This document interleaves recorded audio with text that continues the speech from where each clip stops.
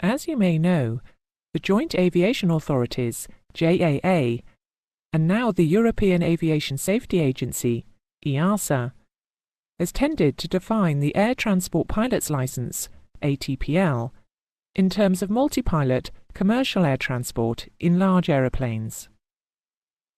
After all, there is a requirement for the issuance of the ATPL that at least 500 hours of this kind of flight has been experienced. It should not surprise you, therefore, that the aspects of multi-pilot commercial air transport, its regulations, procedures, practices, etc., should form core knowledge for you.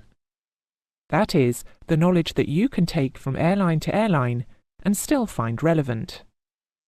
The subject of air law takes a much broader outlook, from single-pilot general aviation in a small single piston-engined aeroplane, through multi-pilot commercial operations in a large multi-jet-engined aeroplane, plus all types and operations in between. In operational procedures, however, our focus is commercial and air transport, and generally in large multi-jet-engined multi-pilot aeroplanes, operating both domestically and internationally. To this end, we will examine the various aspects of this kind of operation, beginning with the regulatory framework, which of course commences with the International Civil Aviation Organization, ICAO. Part 1 of Annex 6 to the Convention on International Civil Aviation, the Chicago Convention, deals specifically with international commercial air transport in aeroplanes. This document will be our first port of call, as we examine global requirements through the standards and recommended practices, SARPs, agreed by the contracting states. Secondly, as a member of the European Union, we must examine the requirements specified by European Aviation Safety Agency and enacted under Regulation 3922 of 1991.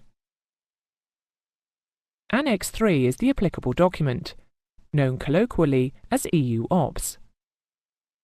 These regulations came into force on July 16, 2008, and, as you can see, deal with common technical requirements and administrative procedures applicable to commercial transportation by aircraft.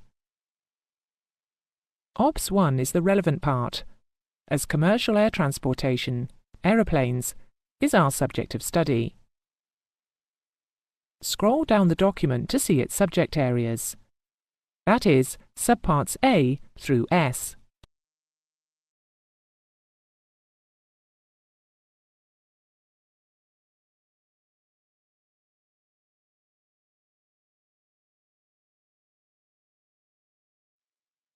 Having discussed the legal framework, which is binding both globally, Annex 6, and community-wide, EU OPS, we will move to the issues surrounding long-range operations, particularly those pertaining to remote areas, oceans, deserts, mountain ranges, etc.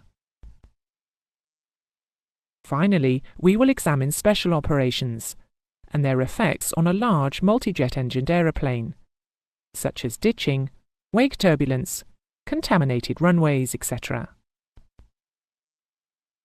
To this end, this subject is split into 4 major topic areas, namely global requirements, European requirements, long-range flights, and special procedures and hazards.